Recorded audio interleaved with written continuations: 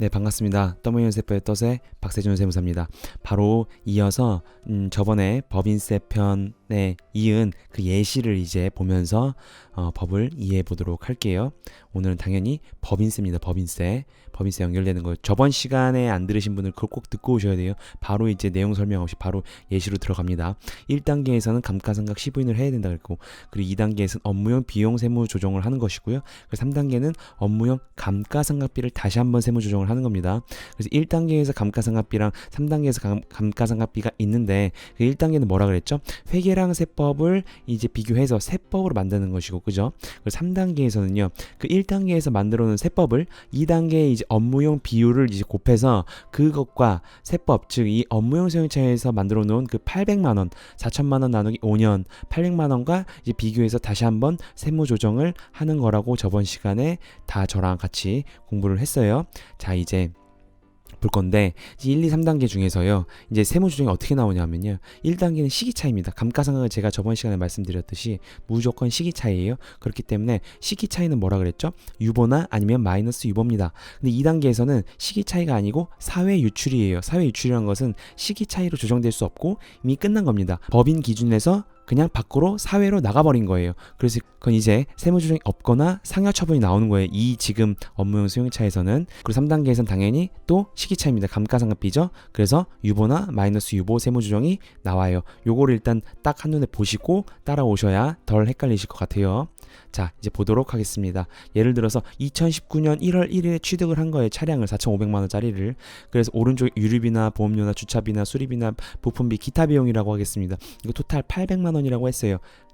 뒤에서 이제 케이스가 달라지는 건 좀 제가 숫자를 바꾸도록 하겠습니다. 어쨌든 이걸 가겠습니다. 자, 첫 번째 1단계예요. 자, 1단계는 뭐죠? 회계랑 세법을 구분하는 거죠. 그런데 세법에서 2015년 12월 31일 이전에 취득한 거는 기존 신고 방법, 보통 정률법이라고 했고, 그쵸? 16년도 1월 1일 이후 취득한 거는 정액법 5년 상각. 그래서 감가상각 의제를 한다고 제가 말씀을 드렸어요. 자, 이제 무조건 정액법 5년 상각이다. 요거를 기억을 하시고 따라오셔야 됩니다. 자, 1단계에서는 자, 예를 들어서 회계상에 800만 원이라고 감가상각을 계상을 했어요. 자, 그런데 19년 1월 1일이네요. 그쵸? 그럼 세법상에서는 4,500만 원 곱하기 0.2, 0.2는 요거 이제 5분의 1이랑 똑같은 거죠. 그래서 무조건 900만 원으로 해야 돼요. 그래서 세무조정이 손금 산입이 나오는 겁니다. 그래서 손금 산입 100만 원 마이너스 유보해야 돼. 손금 산입은 마이너스 유보고 손금 불산입은 플러스 유보예요. 자, 어쨌든 손금 산입 100만 원 마이너스 유보해서 무조건 900만 원으로 만들어 주는 겁니다. 왜요? 아까 말씀드렸잖아요. 그쵸? 16년 1월 1일 이후에 취득한 거는 무조건 정액법 5년 상각이다. 그쵸? 그래서 감가상각 의제를 해야 돼요. 그래서 무조건 0.2가 나온 것이고, 그리고 그걸로 인해서 900만 원이 나온 겁니다. 그래서 이 세무 조정을 통해서 무조건 세법상 900만 원으로 만들어 준 거예요. 그래서 회계상에서는 800만 원이라고 계산을 했는데 아니다. 여기서는 무조건 감가상각 의제를 해서 일단 900만 원으로 보겠다는 거예요. 그렇죠? 무조건 세법상 900만 원으로 만들어 버린 겁니다. 어떻게? 세무 조정을 통해서 마이너스 유보를 통해서 세무 조정을 통해서 900만 원으로 만들어 버린 겁니다. 자, 그래서 저번 시간에 제가 봤던 원래는 감가상각의 케이스 1처럼 원래는 함도가 초과될 경우에만 플러스가 나오고 원래는 없다 그랬죠. 그런데 만약에 감가상각 의제를 해버리면 마이너스 500원을 제가 송금 산입한다고 했잖아요. 그쵸? 이게 바로 그 예입니다. 원래는 800만 원이고 900만 원이면 원래는 회계상 감가상각 800만 원이 세법상 900만 원보다 적죠. 그쵸? 그렇기 때문에 원래는 세무조정이 나오지 않아요. 그런데 여기서는 감가상각 의제를 해버리기 때문에 송금 산입이라는 세무조정이 나온 겁니다. 그러면 원래 원칙대로 한번 볼까요? 만약에 회계상에서는 1000만 원이라고 했어요. 그쵸? 근데 세법상에서는 똑같이 900만 원이죠. 그럼 어떻게 돼요? 세무조정이? 그쵸? 회계상에서 100만 원을 더했죠? 그렇기 때문에 이런 세무조정이 아니고 세무조정 손금 불산입이 나와서 손금 불산입 100만 원 유보해서 오히려 비용 100만 원을 취소를 해야 돼요. 그쵸?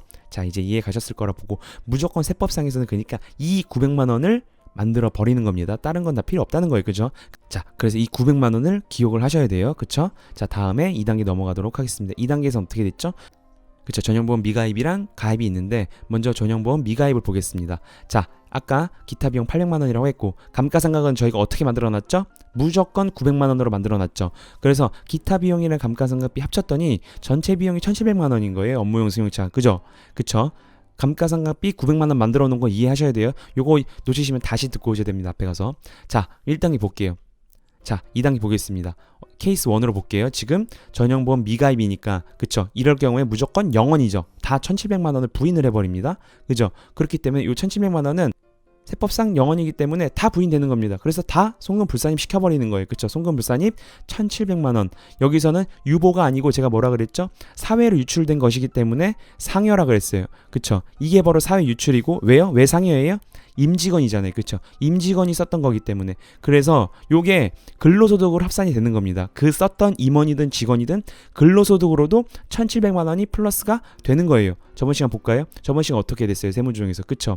만약에 시기 차이가 아니고 사회 유출이다. 근데 그것이 임직원이다. 그럼 인정상여라고 했죠. 그래서 이 인정상여가 그 임직원의 근로소득에도 합산이 된다라고 제가 저번 시간에 말씀을 드렸어요. 이게 바로 그 경우입니다. 그래서 이 임직원의 근로소득에 1,700만 원도 합산이 돼야 돼요. 그렇기 때문에 이게 되게 무서운 거예요. 그러니까 이걸 잘 보시고 임직원의 근로소득도 합쳐질 수 있기 때문에 저번 시간이랑 이번 시간을 잘 보시고 잘 이제 업무 일지를 쓰시던지 하셔야 되는 겁니다.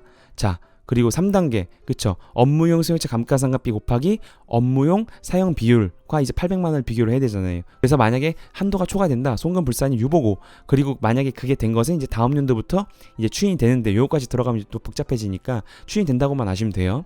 자, 그래서 이 900만 원을 가지고 하는 거죠. 그죠? 900만 원인데 업무용 사용비율 몇 퍼센트였어요? 0%죠. 그죠? 0%니까 0원이잖아요. 그거 얼마예요? 0원이죠. 근데 800만 원 비교했을 때 넘었어요? 안 넘었어요? 안 넘었죠. 그렇기 때문에 세무조정이 안 나오는 거예요. 자, 전형보험 가입 넘어갈게요. 그리고 운행 기록을 작성했다고 보겠습니다. 이게 가장 이상적인 것이죠. 케이스 두 번째예요. 전형보험에 가입했고 운행 기록 작성을 했어요. 근데 작성은 총 주행 거리 중에서 업무용 주행 거리죠. 그렇죠? 그게 업무용 비율입니다. 예를 들어서 2만 킬로를 탔는데 18,000킬로를 나는 업무용에 썼다라고 이제 다 기록을 한 거예요. 그렇죠? 그러면 2만 분의 18,000은 얼마예요? 90%죠. 90%만큼을 업무용으로 썼다고 보는 겁니다. 세법에서. 그래서 업무용 운행 기록을 작성하는 게 제일 좋습니다. 만약에 1,000만 원이 넘지 않는다면 1,000만 원까지는 이제 뒤에서 보겠지만 어차피 다한도를 인정해 주기 때문에 사실 1,000만 원이 넘지 않으면 쓸 필요가 없는데 1,000만 원이 넘으면 무조건 은행 기록부를 무조건 작성하시는 게 유리하세요. 자, 그래서 2만 분의 18,000은 90%다. 그럼 90%만큼을 인정을 해주는 거죠. 그쵸? 1,700만 원에서 90%죠. 그죠? 볼게요. 1,700만 원 곱하기 90%는 1,530만 원이에요. 그쵸? 이건 비용으로 인정을 해주는 거예요. 그죠? 그럼 나머지 10%, 1,700만 원 중에서 10%는 인정을 못하네요. 그쵸? 170만 원이죠. 인정을 안 해줍니다. 자, 그래서 이 10%인 170만 원은 어떻게 해요?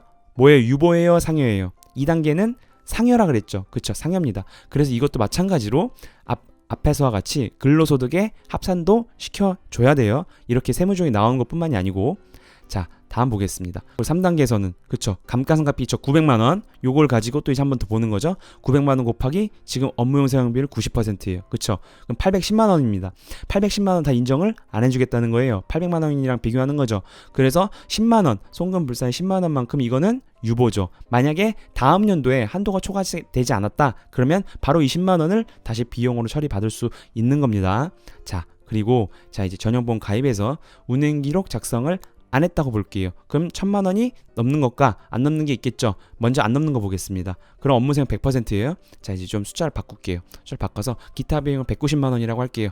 그리고 감가상각비가 810만 원이 나왔습니다. 지금 숫자 바꾼 겁니다. 자, 그래서 전체 비용이 1,000만 원이라고 제가 지금 만들었어요. 그죠?